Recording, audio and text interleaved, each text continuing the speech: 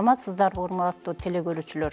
Биз Кара Суу райондук балдар чыгармачылык борборунун улуттук мурас ийриминин кол өнөрчүлөр бөлүмүндө катышкан окуучулар менен бирдикте кыргыз оймолору деген теманын алкагында сабак өтөбүз. Сабагыбыздын максаты кыргыздын улуттук баалуу мурастарын, руханий, маданий, материалдык баалуулуктарын кыргыз элине өзүбүздөн кийинки урпактарга жеткирүү, аны өнүктүрүү, өстүрүү, аны үйрөтүү жана окуучуларга үйрөтүү болуп эсептелинет. Бүгүн биз кыргыздын баалуу колдонулуп жүргөн улуттук буюмдарынын бири туткуч жасайбыз. Туткуч жасаш үчүн бизге мындай кадимки эле сары түстөгү, мындай жашыл түстөгү, кызыл түстөгү жана мындай сыя түстөгү кийиздер керектелет. Андан тышкары мындай оймонун үлгүлөрү керектелет. Кайчы, килей жана ручка ушулар керектелет балдар. Бүгүнкү сабагыбызга мага жардам бериш үчүн номер 42 Маданият орто мектебинин 7-классынын окуучусу Кубанычбекова Аяна жана Белекбаева Аяна жардам берет. Анда эмесе кыздар, бүгүнкү сабагыбызды баштайбыз, кыздар. Адегенде биз ушул мына оймолорду, жасап келген оймолорубузду биз мына кийиздин бетине түшүрөбүз.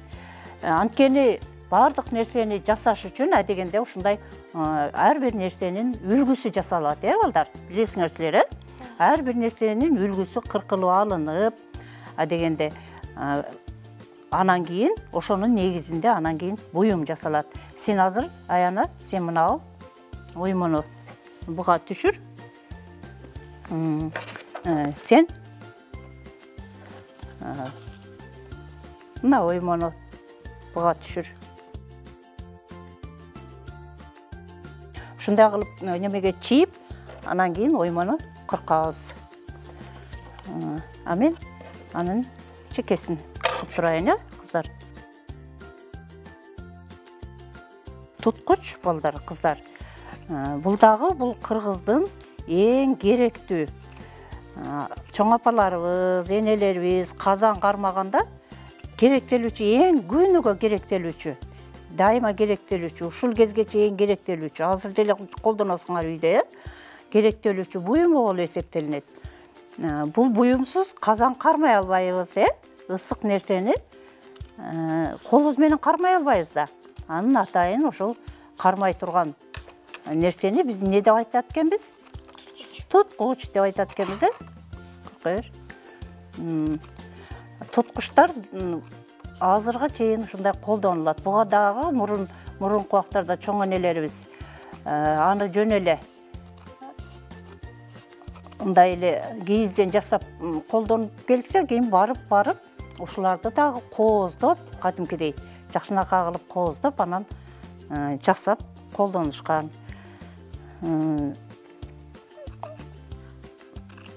Аяна, сен ким болгон келет? Мен келечекте мугалим болгон келет. Мугалим болгон келет. Сен ушу кол өнөрчүлүккө эмне үчүн катышып атасың биле? Кол өнөрчүлүк кружогуна. Мен кол өнөрчүлүк кружогуна катышканым кыргыздын улуттук буюмдары, кыргыздын ушундай улуттук буюмдарын жасагым келип. Кызыгат экенсиң, Кызыгат экенсиң.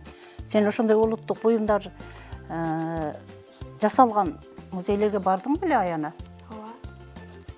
Сен ошол кол өнөрчүлүккө катышып атып, эмнелерди үйрөндүңөр? Кимиң айтып бере аласың? Мен кол өнөрчүлүктө көп нерсени үйрөндүм. Кыргыздын улуттук кийиздерин жана кийизден көп нерселерди жасоону жана өзүбүзгө керектүү буюмдарды жасоону үйрөндүм. Ушуну сен колдонуп атасыңбы? Нелерди колдонуп атасың, Аяна? Ушу өзүң үйрөнгөнүңө. Мен үйдө тайнемдин туулган күнүндө дагы ушундай кийиздерден белектер жасап бере алам. Кичинекей сумка жасаганын көрдүм эле, сен? Сумка дагы Сумка. Кошелок. Кошелокторду, кичинекей жасаса болот кыздар, Бул кыргыздын улуттук буюмдары өтө баалуу кыздар. Муну эч качан жоготпошубуз керек. Биз буюмдарыбызды, салтыбызды, каада салтыбызды, үрп адаттарыбызды ошону менен биз элбиз да. Ошону менен кыргыз элбиз. Эгерде ушулардын баары жок болуп кетсе, анда биз кыргыз болбой калбайбызбы? Ар бир улуттун өзүнө тиешелүү ушундай жакшынакай эмнелери болот экен, буюмдары болот экен, өзүнүн каада салттары болот экен, өзүнө тиешелүү аспаптары болот экен, өзүнө тиешелүү ар түрдүү мынандай оюм чийимдер, мисалы үчүн ушул оюм чийимдер биздин кыргыз элинде гана бар да. Мисалы үчүн өзбек улутундагыларда, аларда башка, аларда мындай оюм чийимдер жок. Казактарда да, казак улутундагыларда дагы бар, бирок бизден бир аз алардыкы мындай көңүл коюп карап турсаңар, алар бир аз башкачараак. Кыргыздын кыргыз экенин сакташ үчүн сөзсүз ушундай буюмдар, элдик буюмдар, каада салт, кийим кече, музыкалык аспаптар, тилибиз, ушулар болбосо биз анда кыргыз болбой калабыз кыздар. Ошон үчүн муну биз көздүн карегиндей сактап, муну дагы өнүктүрүп, мындан ары дагы өзүбүздөн кийинки муундарга, кичинекей өзүңөрдөн кийинки сиңдилериңерге, силерде кийин чоңоюп үй бүлө күткөнүңөрдө өзүңөрдүн балдарыңарга, кыздарыңарга силер дагы үйрөтөсүңөр. Мен дагы муну өзүмдүн апаман үйрөнгөнмүн, эжекелеримден үйрөнгөнмүн. Мен силерге азыр мен силерге үйрөтүп атам. Силер дагы өзүңөрдөн кийинки урпактарга үйрөтүш силердин дагы кыздар милдетиңер. Ошон үчүн биздин парзыбыз болот. Ар бир кыргыздын өзүнүн ушундай нерселерди өнүктүрүү биздин парзыбыз болот кыздар. Аны унутпашыбыз керек.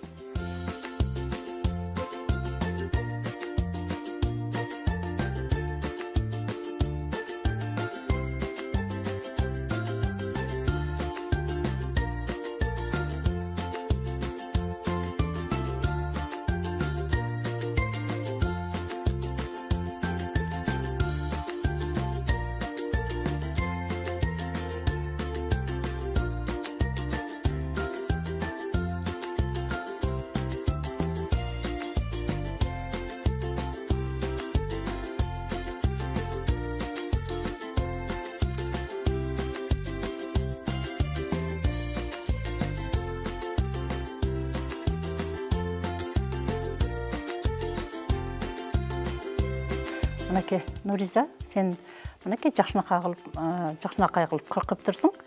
Жакшы азамат тегиз кыркылыптыр. Буну оймолорду дагы тегиз кыркпаса, өзүнүн көркүнө чыкпай калат, Бул оймонун аты Манасчы деп аталат.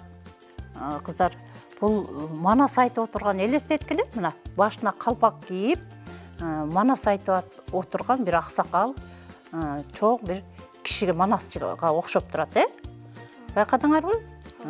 Демек, кыргыздарда ушундай жайлоолордо, ушундай бир сонун жерлерде отуруп алып, ушундай элге эмне кылып берген?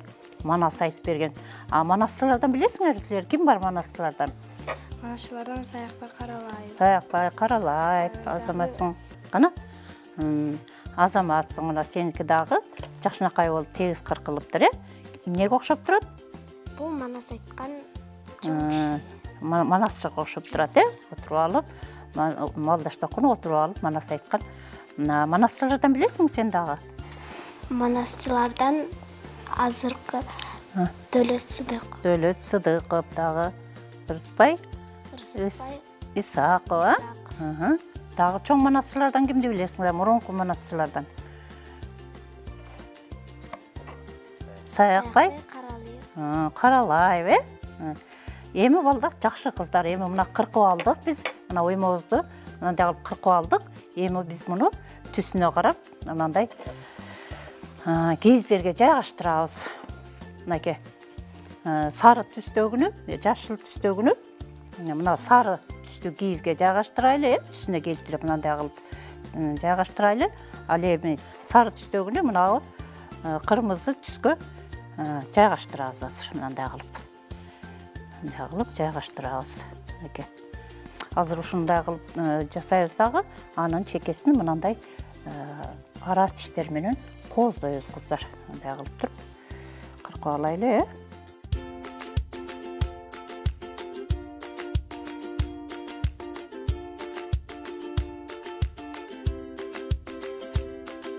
Бул кол өнөрчүлүк сабагы бул аябай өтө пайдалуу кыздар. Бул биздин акыл эсибизди, силердин акыл эсиңерди өөрчүтөт. Бир нерселерге шыктуу болосуңар, көп нерсени үйрөнөсүңөр. Бунун өтө пайдасы абдан көп. Силер үйдө дагы апаңар машина тигип, мындай бир кол өнөрчүлүк кылабы, эмне жасайбы? Бир нерсе жасайбы апаң үйдө? Ооба, апам Чоң энелериңер, энелерибиз көбүнчө оймолорду жана төшөктөргө басып, анан жана башка кийимдерге, буюмдарга тигишет. Оймолорду басышат. Машина менен, машинка менен, жабыштыра баштайлы. Акырындык менен мындай кылып.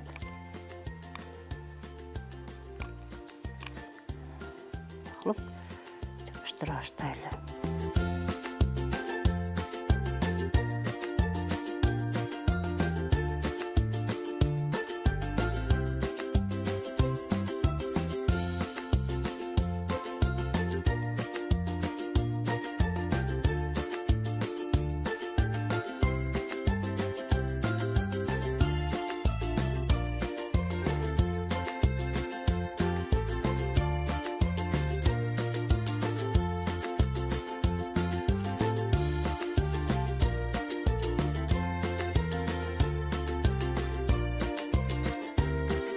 Кына сен береке.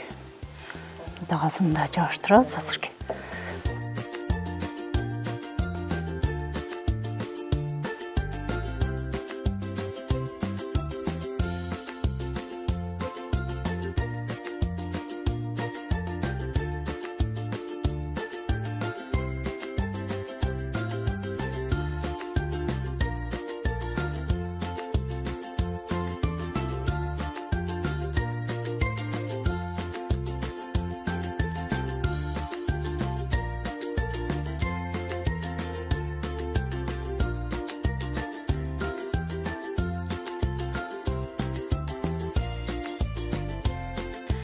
Көрдүңөр кыздар, мына сары түс менен мына кырмызы түс жакшынакай жарашып турат, Ал чекесин болсо, кандай түс менен колуп атабыз? Мындай розовый, кызыл түс, Ал эми мынаны карасак, бул жашыл түс. Жашыл түс менен сары түс өзүнүн жакшынакай өзүнүн жарашып турат бири-бирине. Түстөрдү дагы албетте тандай билишибиз керек кыздар. Муну мурунку биздин ата-энелерибиз боёшкон да. Нукура жанагындай азыркы боёктордой эмес, жанагы андыздын, карагаттын, жаңгактын, пияздын кабыктарын чогултуп, ошолорду сууга кайнатып, анан кийин түстөрдү алган. Мынакей балдар. Биз азыр кыргыздын эң улуттук жакшынакай буюму болгон туткуч жасадык. Муну азыркы кезде туткуч катары колдонсо дагы болот.